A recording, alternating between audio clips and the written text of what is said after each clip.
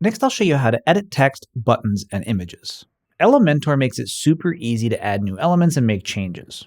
To edit the text on a page, click on the text you want to update, and then simply type like you're in a word processor. You can also update text styles by clicking the Style tab in the left side inspector panel. To update buttons, it's similar.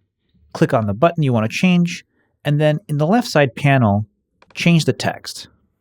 You can link the button to a destination in the Link section on the left side panel. First, delete the pound sign.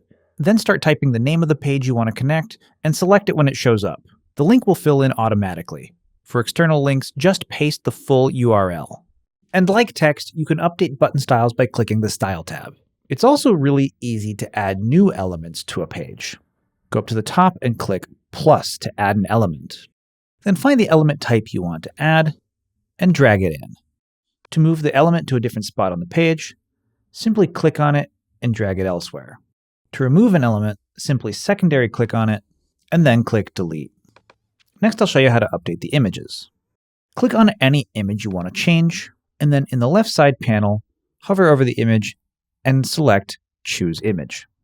Then click Select Files to upload an image from your computer, or click Media Library to find one that's already on your site.